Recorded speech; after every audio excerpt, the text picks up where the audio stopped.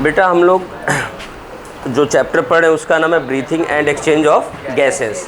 बेटा इसमें हम लोगों ने अभी तक डिफ़ाइन किया है कि रिस्पिरेशन है क्या, और उसके बाद हम लोगों ने पढ़ा है कि डिफरेंट ऑर्गेनिज्म में ऑक्सीजन और CO2 एक्सचेंज कैसे होगी एनवायरनमेंट के साथ, यही पढ़ा है।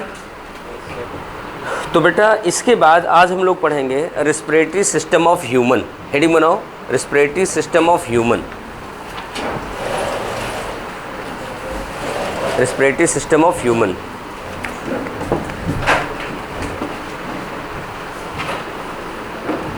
Respiratory system of human.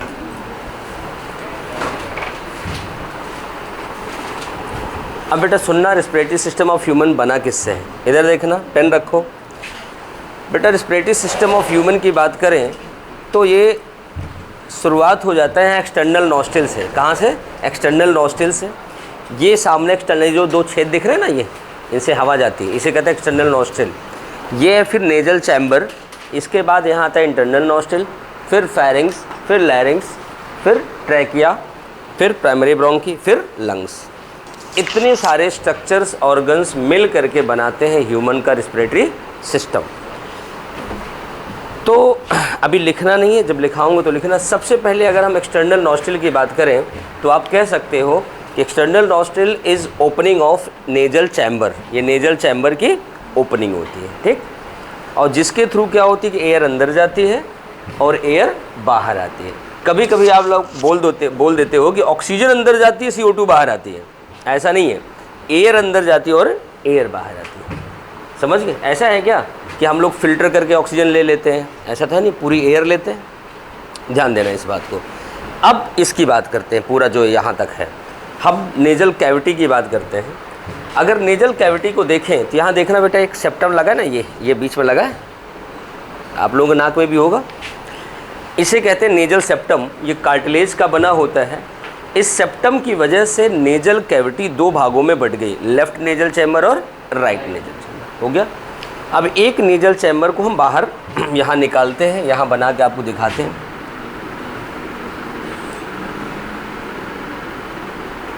ये देखो आप, ये आपकी नाक है बाहर उभरी हुई। ये नाक जो है बेटा आपके नेजल चैम्बर 3 भागों में है। पहला ये वाला भाग जो जहाँ तक आप उंगली कर लेते हो कभी कभी निकालने के लिए, ये सिर्फ यहाँ लिप्स तक होती है, जहाँ तक ये लिप्स आपके होते हैं। इसे हम लोग कहते हैं वेस्टिबुलर पार्ट। क्या बोलते हैं? Vestibular part. क्यों बोलते हैं ये भी पता है क्यों? क्योंकि जहाँ ब्रश करते हैं लिप्स तक, यहाँ तक, ये पूरा क्या कहा जाता है? वेस्टिब्यूल। और ये यहीं तक होती है, इसलिए कहा जाता है वेस्टिबुलर पार्ट। समझ गए? अब इसके बाद बेटा अगर आगे हम बढ़ें तो हमें पता चलता है जो बीच वाली लेयर है, बीच वाला पार्ट है यहाँ पे, इसको अगर हम देखें तो ऐसे इनफोल्डेड होता है, ऐसे इनफोल्डेड होता है। अगर आप कभी भी घर जाना, आईने के सामने नाक को ऐसे खींचना और टॉर्च जला के देखना, आपको हल्का सा रेडिश अपीयरेंस आएगा, जैसे लाल लाल सा अपीयरेंस है। क्यों आएगा? वजह यह है कि बेटा यहाँ पर ब्लड कैपिलरीज फैली होती हैं, यहाँ पर बहुत सारी ब्लड कैपिलरीज आती हैं, ठीक। इसे कहते हैं रेस्पिरेटरी पार्ट। और तीसरा वाला पार्ट होता है बेटा ये है बेटा, बातें ना करो, ये है रेस्पिरेटरी पार्ट। और तीसरा वाला है बेटा ऑल्फैक्टरी पार्ट। क्या होता है? ऑल्फैक्टरी पार्ट, जो कि ऑल्फैक्शन या स्मेल के लिए जिम्मेदार होता है। अब बेटा हम एक एक पार्ट की बात करेंगे।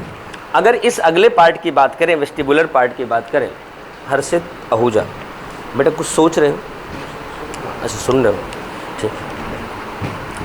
इधर देखना, अगर हम इसकी बात करें तो यहाँ पे आप देखना कि यहाँ पर ऐसे बाल उग जाते हैं नाक के अंदर, ऐसे बाल उगते हैं ना।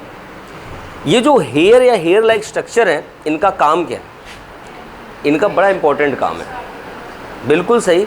जब आप सांस लेते हो तो हवा के साथ अगर डस्ट और स्मोक पार्टिकल जाते हैं, ये डस्ट और स्मोक पार्टिकल को ट्रैप कर लेते हैं और इनको हमारी बॉडी में अंदर रेस्पिरेटरी ट्रैक में जाने से रोकते हैं। किसको रोकते हैं? Dust and smoke particle. मतलब वेस्टिबुलर में पाए जाते हेयर और hair like structure which prevents किसको? Entry of dust and smoke particle in respiratory tract या लंग्स। इतनी बात हो गई बेटा, उसे उल्टा कर दो, न दिखेगा न मन में तनाव आएगा। ठीक, इधर ध्यान देना। आप लोग बच्चे हो, क्यों फ़ोन रखते हो मुझे नहीं पता, लेकिन मैं बताऊं, अगर ये मैं कोचिंग न चला रहा होता तो मैं फ़ोन न रखता, मुझे ज़रूरत ही नहीं है, मुझे फ़ोन की ज़रूरत नहीं है। आप मेरा पूरा डायल और वो रिसीव देख लो, ज़्यादातर क्या मिलेगा, एक जीतू सर का इनकमिंग कॉल या आउटगोइंग, या घर का, मतलब घर का सिर्फ वाइफ का, और किसी का नहीं। माँ बाप भी मेरे से ना हफ्ते में एक बार बात करते हैं, और मेरे पास खुद ही बात नहीं होता, क्या बात करूँ, बाप से क्या बात करना है यार। उनसे पूछो, हाँ पापा हेलो, हाँ क्या है बताओ, इसके बाद आदमी कहता है ठीक है, सब ठीक है रखो, सही ही नहीं। तो हाँ मम्मी से बात हो जाती है कभी कभार, और वो भी उनकी बातें जब शुरू होती है तो बड़ा लंबा टाइम लेती है। वो तो हफ्ते भर की सारी इन्फॉर्मेशन, गांव में क्या हुआ, मौसी के यहाँ क्या हुआ, मामा क्या हुआ, सारा बता डालते हैं। और बेटा ज़रूरत नहीं है। और आपके गार्जियन कभी कभार फ़ोन आ जाता है आपका डाउट के लिए, मेरे पास और कोई इधर उधर कॉल नहीं आते। हाँ दिन भर जो आते रहते हैं, जिनको रिसीव नहीं करता वो कंपनी वाले, लोन देने वाले, लोन लेने वाले, पॉलिसी वाले, उनसे कोई मतलब नहीं होता। तो बेटा फ़ोन की वैसे ज़रूरत नहीं है लाइफ में, पढ़ाई कर लो, फ़ोन अपने आप सही है कि नहीं। अभी फ़ोन को मत ताको, समझ गए कि नहीं, अभी रखो अंदर। इधर देखो, अब हम बात करते हैं, ये जो रेस्पिरेटरी पार्ट है ये बड़े काम की पार्ट है, ये बड़े काम की चीज़ है। मैंने कहा इसको अगर आप देखो तो यहाँ खींच के, यहाँ आपको रेस्पिरेटरी वाले पोर्शन में रेडिश अपीयरेंस आएगा। कैसा आएगा, रेडिश, लाल अपीयरेंस आएगा, सही है ना, रेडिश अपीयरेंस आएगा, लाल अपीयरेंस आएगा। अब सवाल है क्यों आएगा, क्योंकि यहाँ ब्लड वेसल्स होती है। क्या होती है, ब्लड वेसल्स, और ये ब्लड वेसल्स सुपरफिशियल होती है, अर्थात स्किन में ऊपर की ओर होती है। अब कहोगे इस बात की क्या गारंटी है ऊपर की ओर होती है, उसका सबसे बड़ा प्रूफ आपको बताएं, नॉर्मल इंसान में जब कभी बीपी अचानक ज़्यादा बढ़ गई, देखो नाक से खून आ जाता है, क्योंकि स्क्विज वहीं करेगी जहाँ पर ब्लड वेसल्स ऊपर होगी, यहाँ तो नहीं फट के बाहर आ जाती क्योंकि यहाँ डीप में है, सही है ना। अब ऊपर कभी पहाड़ियों पे जाओ आप, जहाँ प्रेशर कम होता है, आप मनाली रोहतांग बाईपास तक अगर ऊपर चले गए, देखो कभी कभी नोजिया आता है, लोगों को हाइपरपीनिया होता है और ब्लड भी आ जाता है। अब सवाल, अब फिर आप कहते हो सर इतनी आफत है, इसको ऊपर रहने से फ़ायदा क्या है, भगवान इसको अंदर ही बनाते हैं। अब ऊपर रहने का फ़ायदा जो रेस्पिरेटरी सिस्टम में बता रहा हूँ। अच्छा एक बात बताओ जसविंदर, तुम एक बात बताओगे, एक बात तो बाहर टेम्परेचर कितना होगा अभी नहीं, एवरेज 45, 46, 48, ठीक यही है। तुम्हारी बॉडी का टेम्परेचर कितना है, 37, कितना होता है 37, आपके बॉडी का टेम्परेचर 37 हाँ डिग्री सेल्सियस। जब आप यहाँ से 40 से लेके 48 तक का टेम्परेचर ले रहे हो अंदर, तो आपको गर्म लगना चाहिए। कभी ऐसा हुआ कि आप बाहर जा रहे हो, धूप में सांस लिया और अंदर थोड़ी देर बाद धुआं आने लगा, गर्मी सारा फेफड़ा जल गया, नाक से धुआं हो जाए, कभी हुआ, नहीं हुआ ना। सांस लेने के बाद यहाँ भी गर्म नहीं लगता, यहाँ की बात छोड़ो, यहाँ भी गर्म नहीं लगता, नॉर्मल हो जाता है ना। युगांशी, जो दिसंबर और जनवरी का महीना होता है उसमें टेम्परेचर कितना होता है, 10, 0 तक आ जाता है भाई। हम लोग यहाँ माइनस आ जाता है हिसार में, दिसंबर जनवरी में 0 तक आ जाता है। 10 तो बहुत बड़ी चीज़ है, सही है ना, 0 तक आ जाता है, 0 से माइनस आ जाता है। अब सोचो आप माइनस वाला टेम्परेचर जब अंदर लेते हो, कभी ऐसा हुआ आपने सांस लिया और अंदर पूरा बर्फ़ जम गया, फेफड़े में कड़कड़ की आवाज़ आ रही है, ऐसा फील हुआ कभी, नहीं फील हुआ ना। क्यों, सिर्फ इसकी वजह से, सिर्फ इसकी वजह से। क्यों, क्योंकि बेटा यहाँ पे जो ब्लड फ्लो कर रहा है ना वो 37 वाला बह रहा है। आपने गर्म हवा लिया, उसने क्या किया, उसका हीट एब्जॉर्ब कर लिया और आपके बॉडी के अंदर क्या गया 37। और जब आपने ठंडी हवा लिया, इसने क्या किया, उसको हीट दे दिया धड़ाधड़, फिर अंदर कौन गया 37। आपकी बॉडी 37, आपका ब्लड 37, अब हवा जो गई वो 37, तो पता चलेगा क्या, डिफरेंस है ही नहीं, तो पता चलेगा ही नहीं। इसका मतलब ये हुआ कि ये जो रेस्पिरेटरी पार्ट है हमारा नेजल चैम्बर का, ये क्या करता है, regulate temperature of respiratory air की इंस्पिरेटरी एयर की एक्सपिरेटरी एयर, इंस्पिरेटरी मेनली क्या है, इंस्पिरेटरी। जो हवा हम बाहर से ले रहे हैं उसी का टेम्परेचर रेगुलेट कर रही है। अंदर वाला हमेशा 37 पे निकलेगा, जो सांस छोड़ोगे बेटा वो 37 पे निकलेगा कि नहीं। अब आप इसका भी प्रूफ आपको बताता हूँ। आपका टेम्परेचर 30, आपका जो वेपर निकल रहा है, यहाँ से हवा निकल रही है 37 पे है। अब 37 वाला हाई टेम्परेचर में छोड़ोगे तो भाप बन के उड़ जाएगा। अभी बाहर छोड़ के देखो, आपको दिख रहा है नहीं दिख रहा है। अब यही जनवरी के महीने में हेलमेट लगा के छोड़ना, यहाँ अपना नाम लिखोगे, होता है ना, हेलमेट पूरा भाप भाप बन जाता है। क्यों? क्योंकि बाहर का टेम्परेचर कम है और वो कंडेंस हो जाती है। समझ गए कि नहीं? तो बेटा ये ध्यान रखना है कि ये रेस्पिरेटरी पार्ट जो एयर नेजल कैविटी का है, राधिका क्या कर रहा है, रेगुलेट या control temperature of inspiratory air. हाँ, अगर बेटा कभी कभी एग्जामिनर खेल कर जाए, इंस्पिरेटरी एयर ना मिले तो रेस्पिरेटरी लगाना मजबूरी होती है, लेकिन इन जनरल क्या आता है ऑप्शन, चेक करना है, चेक करना है। तो सुनो बेटा, तो ऑप्शन क्या आता है, इंस्पिरेटरी, एक्सपिरेटरी, रेस्पिरेटरी, नन। तो आप क्या बताओगे, इंस्पिरेटरी। समझ गए, क्या बताओगे, इंस्पिरेटरी। बेटा एक बात समझना, ये क्या करता है, हमारे इंस्पिरेटरी एयर का टेम्परेचर कांस्टेंट रखता है। क्या करता है, कांस्टेंट करता है। इसे हम लोग कहते हैं नेजल कैविटी को, नेजल चैम्बर को एयर कंडीशनर ऑफ बॉडी। क्या बोलेंगे, एयर कंडीशनर ऑफ बॉडी। ये एयर कंडीशनर है हमारी बॉडी का, इंस्पिरेटरी एयर का टेम्परेचर फिक्स रखता है। चलो, तीसरा पोर्शन है ऑल्फैक्टरी पार्ट। ऑल्फैक्शन मतलब स्मेल, ऑल्फैक्शन मतलब स्मेल, गंध।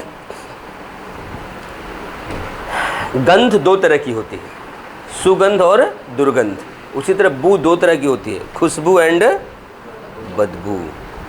जरूरी नहीं है सबको सारी चीज़ें खराब या अच्छी लगे, हो सकता है जो चीज़ हमें खुशबू लगती है तुम्हें बदबू लग रही है, जो हमें बदबू लगती है तुम्हें खुशबू लग रही हो। अभी मैं ऐसे इसलिए बोल रहा हूँ, विंटर आने दो, क्लासरूम की आधी पॉपुलेशन बिना नहाए डीओ मार के आएगी। हाँ, मैं देखता हूँ हर साल, और कई बच्चों का डीओ इतना बढ़िया होता है कि बाकी बच्चे ऐसे बेहोश हो जाते हैं। सर ये कौन था, मैं क्या बताऊँ कौन था, जो था उनसे पूछो।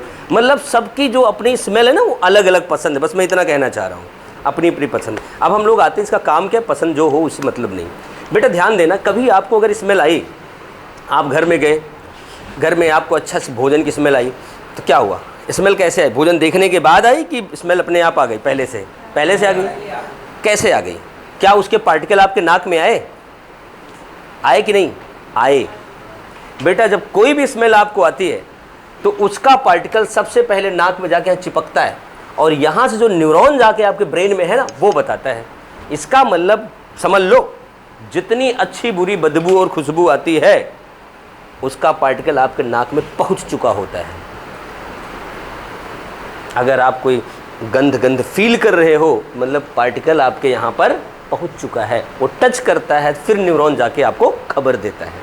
समझ गए? अब बात यह है कि कैसे मान लूँ आपकी बात। हम साइंस पढ़ रहे हैं ना, तो हम कैसे मान लें, हमको तो प्रमाण चाहिए। बेटा प्रमाण बताता हूँ। कभी आपको कॉमन कोल्ड हुआ, जुकाम, कभी भी लाइफ में हुआ ना, जब आपको जुकाम होता है, आपकी नोज़ फ्लो करती है, रनिंग नोज़ कंडीशन आ जाती है। रनिंग नोज़ मतलब भागती नाक नहीं, बहती नाक। हाँ, तो उस दौरान क्या होता है, म्यूकस आता है बाहर, फ्लूइड आता है, और कोई कहे आप थोड़ा इसका स्मेल बताना है, इस फ्लावर का, इस सब्सटेंस का, तो आप कहोगे ना यार जुकाम है, मुझे पता नहीं चलेगा। क्यों? क्योंकि बेटा यहाँ से फ्लूइड ऐसे बह के आ रहा है, जो आप सूंघने की कोशिश करोगे वो पार्टिकल फ्लूइड के साथ बाहर आ जाएंगे, यहाँ टच करेंगे ही नहीं। जब टच करेंगे तो स्मेल पता ही नहीं चलेगी। टच करना ज़रूरी होता है। इसीलिए बेटा इस मेम्ब्रेन का नाम होता है ऑल्फैक्टरी मेम्ब्रेन, ऑल्फैक्टरी एपिथेलियम। इसका एक टेक्निकल नाम है, डिस्कवरर के नेम पे, स्निडेरियन मेम्ब्रेन या स्निडेरियन एपिथेलियम। क्या नाम है? स्निडेरियन एपिथेलियम या स्निडेरियन मेम्ब्रेन। ये बात होगी बेटा आपके नेजल कैविटी की पूरी की पूरी। नेजल कैविटी के बाद आपके पास आता है फेरिंग्स। तो ये 2 पॉइंट लिख लें, एक्सटर्नल नॉस्ट्रिल और नेजल कैविटी, फिर आगे बढ़े ना। इतना वो तो वर्क करेगा। जब जिसकी ज़्यादा बंद हो जाती है वो मुंह से सांस लेता है, नहीं तो नेजल ड्रॉप डाल के खोलता है। मुंह से स्मेल नहीं है। मुंह, एक बात बता, जब मुंह से आप सांस लेते हो देखना आपको फील होता है, आपको प्रॉब्लम होती है, ड्राइनेस आ जाती है, इसलिए डॉक्टर कहता है कोशिश करो नाक से सांस लेने के लिए। तो मुंह वाले टेम्परेचर कुछ कर ही नहीं सकते आप, कभी नहीं कर सकते। वहाँ क्या ऐसा है, वहाँ है, ये है सप्लाई, बट इतनी एफिशिएंट नहीं है ना। इतनी एफिशिएंट नहीं कि इतनी धड़ाधड़ कर ले। नहीं तो आप देखो कुछ हल्का हल्का गर्म भोजन हो, मुंह में डालो, थोड़ी देर करते हो, फिर देखो नॉर्मल हो जाता है। क्यों? क्योंकि नॉर्मल कर देता है बट इतना एफिशिएंट नहीं है। नाक तो तुरंत कर देती है। चलो आगे लिखो बेटा। अभी डायग्राम बनाने लगे क्या आप लोग? चलो बना लो, फिर लिखाता हूँ। लिखो, बना लो।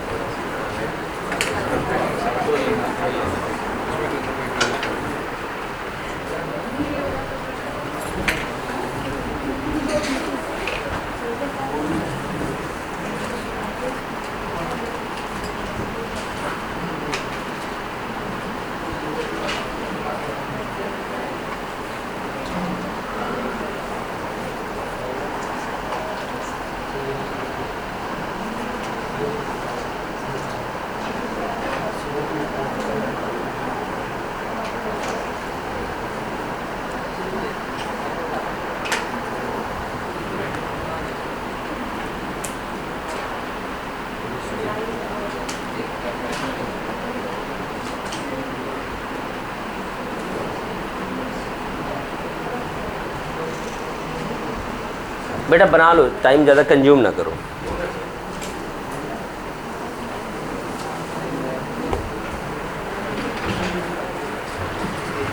बन गया? चलो लिखते हैं।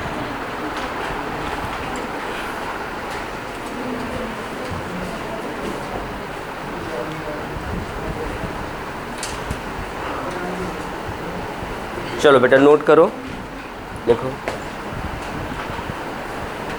Respiratory system of human is comprised of respiratory system of human is comprised of following structures.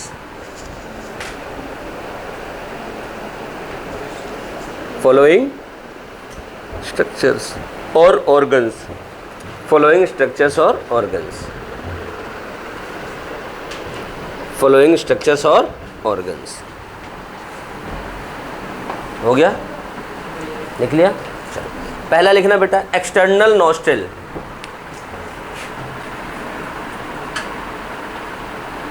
External nostril.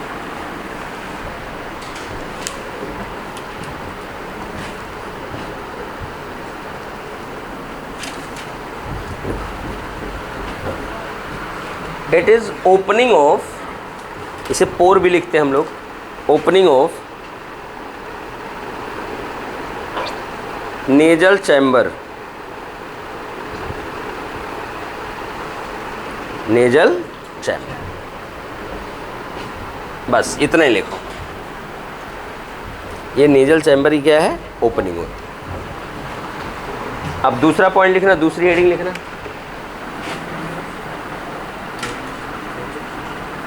Nasal cavity. क्या लिखोगे? Nasal cavity.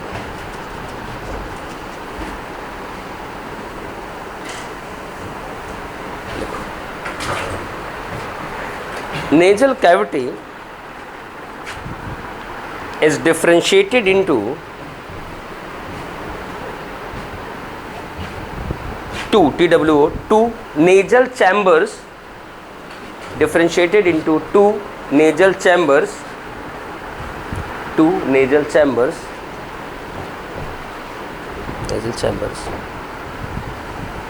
with the help of, किसकी सहायता से?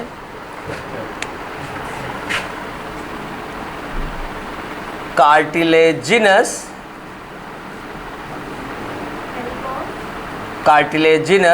Nasal septum.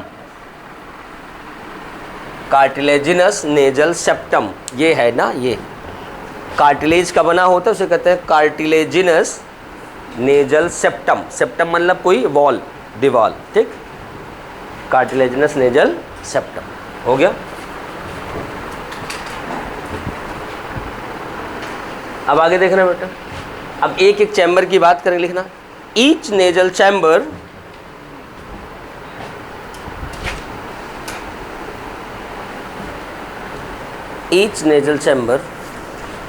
is differentiated into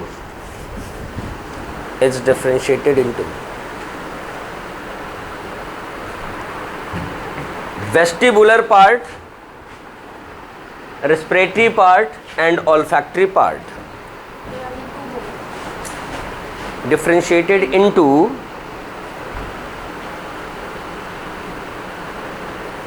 vestibular part, respiratory part and olfactory part.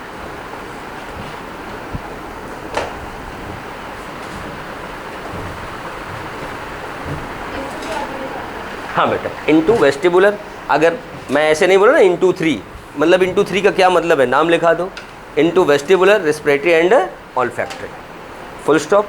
अब एक एक का लिखते हैं।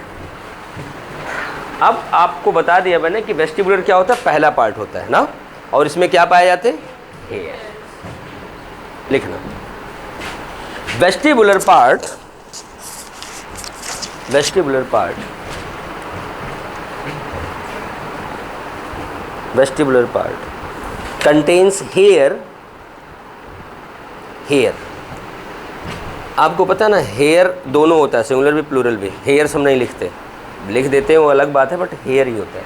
हेयर विच प्रिवेंट, क्या प्रिवेंट करेगी, एंट्री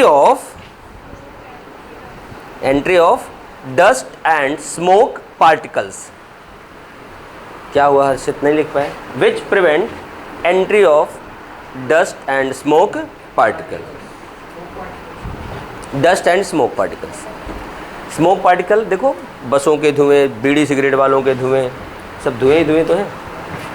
और आपको पता है, आप बीड़ी सिगरेट पीते हो, इससे कैंसर होगा कि नहीं होगा मुझे नहीं पता, लेकिन अगर आपका दोस्त पीता है, आपके पेरेंट पीते हैं, आप उनके पास रहते हैं, तो होने की गारंटी है।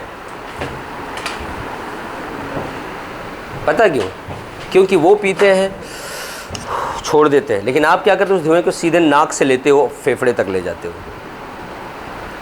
सीधा तो आप में जा रहा है ना।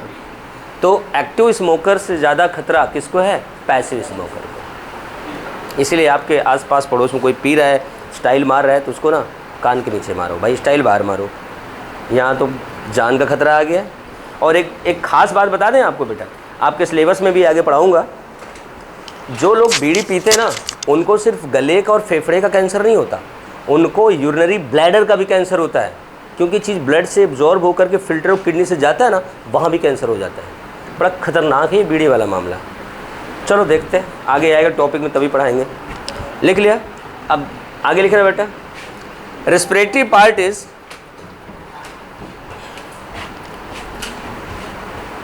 Respiratory part is middle part,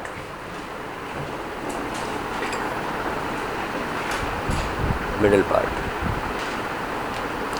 It is much vascularized, much vascularized। vascular मतलब होता है बेटा वेसल्स, लिख दूं क्या, vascularized मतलब कैपिलरी बेड, बहुत सारी कैपिलरीज पाई जाती, मच vascularized। सो रेड इन अपीयरेंस या रेड कलर इन अपीयरेंस, इसलिए रेडिश अपीयरेंस देता है, लाल अपीयरेंस देता है, रेड इन अपीयरेंस। हो गया। अब इसका जो मेन काम है वो लिखना है, लिखो। This part regulate,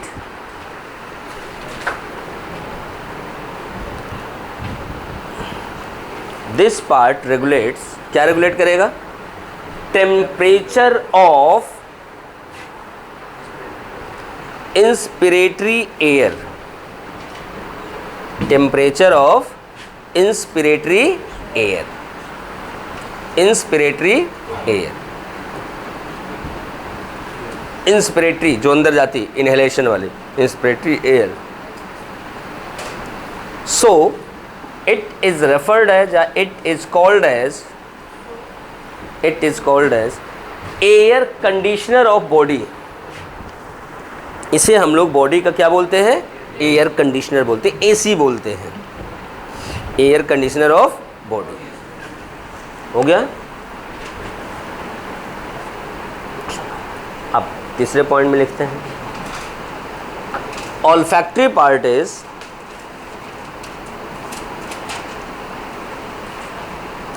last part of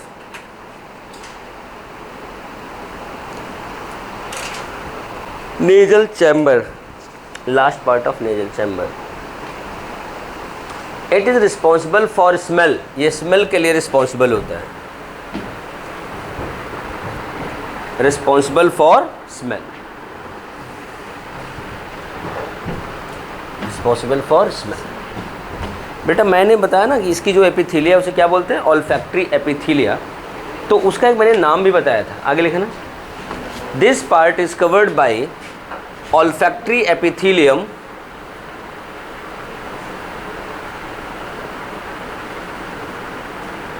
epithelium, इसका दूसरा नाम लिख लेना।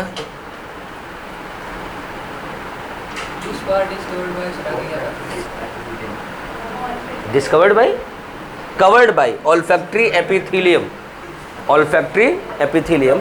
अब स्लैश लगा लिखना स्निडेरियन, स्निडेरियन मेम्ब्रेन, स्निडेरियन मेम्ब्रेन,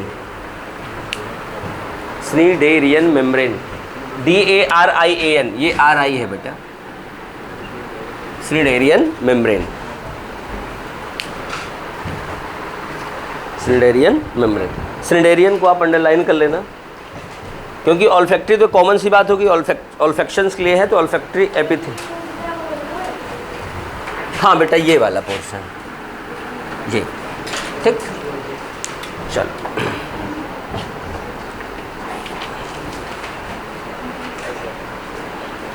अच्छा, अभी आपको मैंने बताया था कि जब कॉमन कोल्ड होता है तो उस समय यहाँ पर आप स्मेल नहीं जान पाते। क्यों?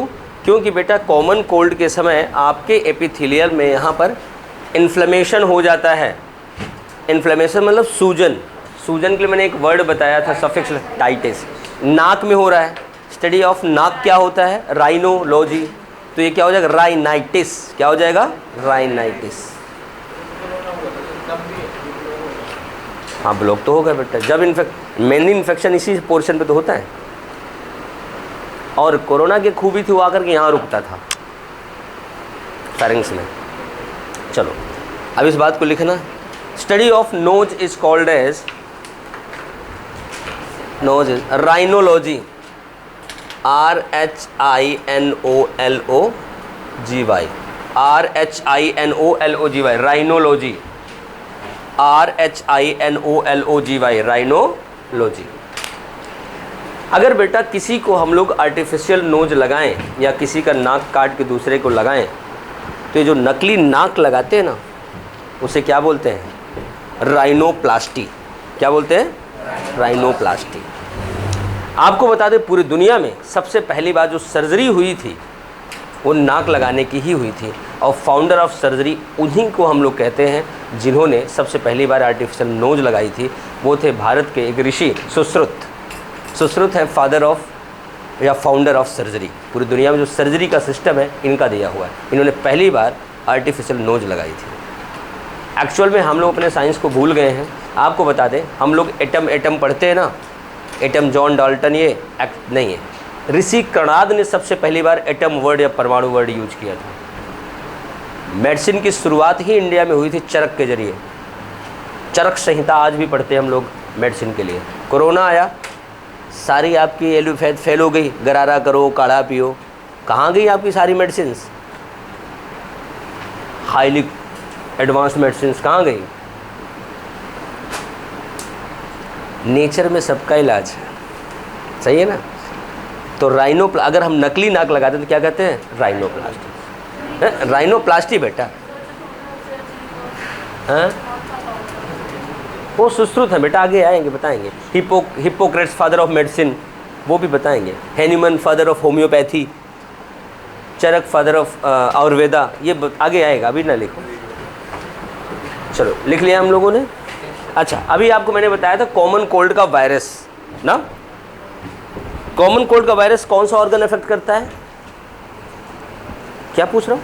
कॉमन कोल्ड का वायरस कौन सा ऑर्गन अफेक्ट करता है? नाक। हाँ हाँ, बताई नहीं, बताने पे हाँ कह दी। नाक। नाक लिवर्ड क्या है? राइनो। क्या है? राइनो।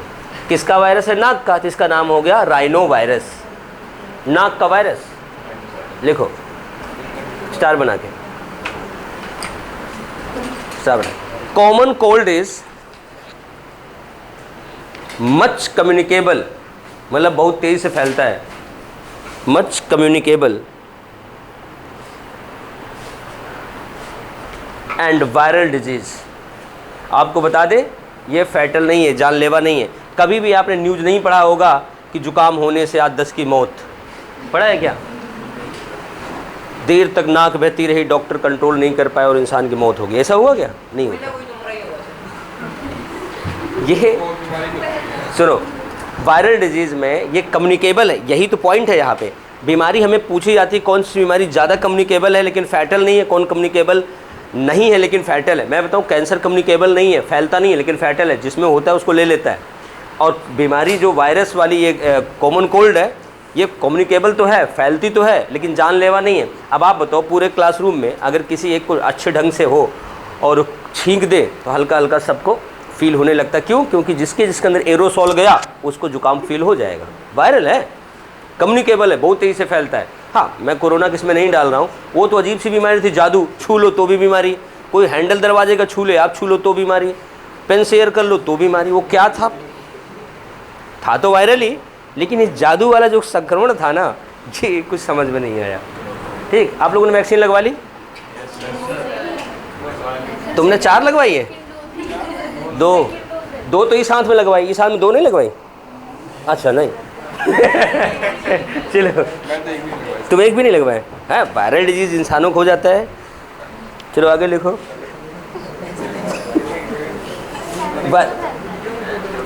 लिखो बेटा, लिखो आगे लिखो। वायरल डिजीज लिखना, इट्स वायरस इज, लिखो बेटा, ओए बच्चों लिखो, इट्स वायरस इज, कौन से? कैंसर बेटा जेनेटिक नहीं होती, कैंसर जीन की वजह से हो सकती है, जेनेटिक नहीं होती ना। गलत बात बेटा। आधी चीज़ें, जैसे आधी दुनिया है एड्स और HIV एड्स में फ़र्क ही नहीं जानती, उनको सारा एड्स HIV एड्स लगता है। HIV उससे होता है वायरस से, और HIV खुद वायरस है बेटा। हाँ, मतलब HIV एड्स वायरस के थ्रू होता है, डायरेक्ट वायरस नहीं बेटा, मैं बताऊं, एड्स एक्चुअल में इम्यून सिस्टम का लेवल है, इम्यूनिटी आपकी वीक हो गई, दैट इज़ एड्स, वो किसी कारण से हुई हो। इसको हम लोग टेस्ट करते हैं अलीसा टेस्ट से, एंजाइम लिंक्ड इम्यूनोसॉर्बेंट ऐसे टेस्ट। आपकी इम्यूनिटी वीक है जी, आपको एड्स की कंडीशन है। अब हम कंफर्म करेंगे कि ये किस वजह से हुई। अगर उस वायरस की वजह से हुई है तो अलग कंडीशन से ट्रीट करेंगे। अगर नॉर्मली जैसे हम लोग होते हैं ना, कभी कभी खाने पीने से अवॉइड करते हैं, यार ये ठीक है, क्या खाना ज़िंदगी में, क्या खा के क्या करेंगे, यार बहुत हेल्दी नहीं खाते, इम्यूनिटी मेंटेन नहीं रखते, हल्की हल्की इन्फेक्शन हो गया तो अवॉइड करते हैं, थोड़ा बहुत दब गया ठीक है, अब ज़्यादा दवा नहीं खाना चाहिए, उनके वो पैथोजन हमारी बॉडी में अंदर अंदर हमें कमज़ोर कर रहे होते हैं, तो वो अलग चीज़ है। एड्स दोनों है लेकिन वो HIV एड्स नहीं है। अब वो एड्स कंडीशन को कंफर्म करना है हमें, तो हम लोग वेस्टर्न ब्लॉट करते हैं, उससे पता चलता है कि HIV से है कि नॉर्मल आपके बिहेवियर की वजह से है। तो बेटा सब में अलग अलग फ़र्क है। और जो कैंसर की बात, जेनेटिक की बात करें बेटा, हर आदमी के बॉडी में एक जीन होता है, प्रोटो ऑन्कोजीन। ऑन्कोलॉजी मतलब कैंसर की स्टडी।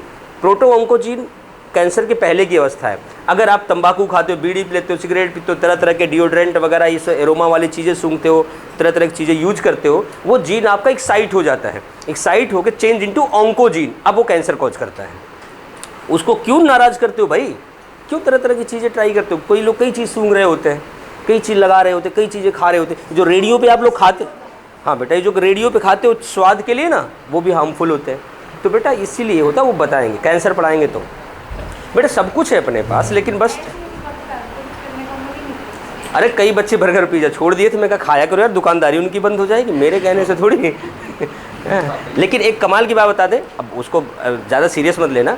जो आप लोग सूप पीते हो ना ठंड में, उनके सूप को गाढ़ा बनाने के लिए जिलेटिन निकाला जाता है ना, वो जानवरों के सींग और खुर से बनाया जाता है। हाँ जेली, चलो बहुत कमाल की चीज़ है। जानवरों में, प्रकृति में सारी चीज़ें हैं, खाया करो लिखो, हाँ वो देखने में वो भी हेल्दी होते हैं जिनसे निकाला जाता है। लिखो लिखो लिखो, इट्स वायरस इज, लिखो बेटा, इस वायरस का नाम लिखो, it's virus is rhino virus, rhino virus, या राइनो वायरी भी कहीं कहीं लिखते हैं, राइनो वायरस। हो गया, लिख लिया बेटा। ये तो नाक की कहानी खत्म। अब हम लोग आगे बढ़ेंगे फेरिंग्स। अगली हेडिंग बनाना बेटा, फेरिंग्स। फेरिंग्स बेटा पिछले चैप्टर में भी आया था, इसलिए यहाँ पर एक लाइन में खत्म हो जाएगा। थर्ड पार्ट है, पहला था एक्सटर्नल नॉस्ट्रिल, दूसरा नेजल चैम्बर, तीसरा है फेरिंग्स।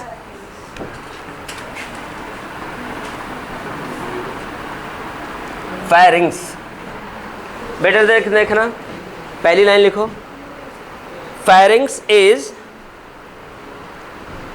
यही लाइन जो पीछे लिखवा रखा है चैप्टर में, कॉमन पार्ट ऑफ रेस्पिरेटरी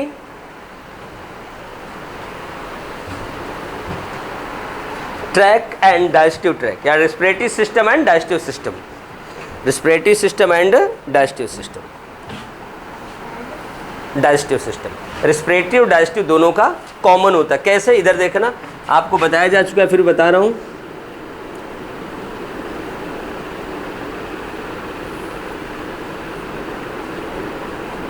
ये गर्दन है इंसान की, इधर देखना, नाक से यहाँ से हवा आती है, ऐसे यहाँ आएगी, यहाँ मान लो इसका लैरिंग्स है,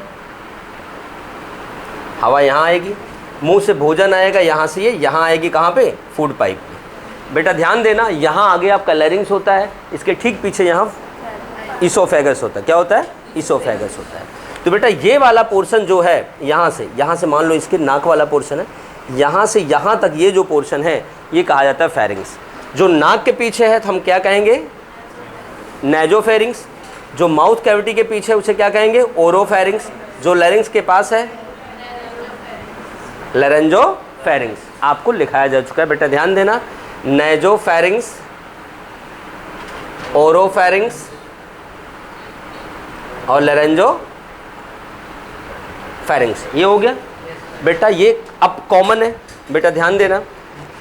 ये फेरिंग्स का बॉटम है, फ्लोर है, यहाँ पर दो ओपनिंग दिख रही है, एक लैरिंग्स वाली जिसे हम लोग कहते हैं ग्लोटिस, क्या बोलते हैं, ग्लोटिस। एक इसोफेगस वाली जिसे कहते हैं गलेट, क्या बोलते हैं, गलेट। बेटा ध्यान देना, भोजन निगलते समय बात नहीं करनी चाहिए। क्यों, क्योंकि जब बात करते हो तो एक बात बता दूं, बात करते हो तो नीचे से हवा ऊपर आती है, अर्थात एक्सपिरेशन होता है, और ये जो लैरिंग्स का ओपनिंग है ये खुल जाता है। अब खुल गया और आप भोजन भी निगल लिए, तो यहाँ से जो भोजन गिरा बेटा वो इधर इधर दोनों तरह जा सकता है ना, इसलिए कभी कभी भोजन यहाँ आ जाता है तो आपको तेज से रिफ्लेक्स आता है आता है ना, उसके बाद आप यूँ पानी वानी पीते हो, तब जाकर थोड़ी देर में सही होता है। तो इसीलिए कहा जाता है कि खाना खाते समय बात नहीं करनी चाहिए। तो लिखो, लिख लिया, इस बात को लिखोगे, लिखा रखा है, चलो इस बात को लिखा दे, inflammation in pharynx is called as pharyngitis. चलो लिखो, इन्फ्लेमेशन in pharynx is called as pharyngitis, pharyngitis, ये लिखा है pharyngitis। Inflammation in pharynx is called as pharyngitis। लिख लिया बेटा। फेरिंग्स के बाद अगली हेडिंग बनाओ, लैरिंग्स।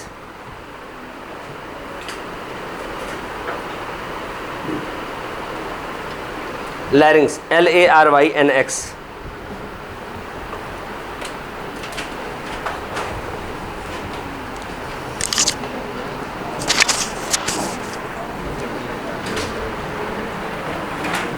इसको मिटा देना।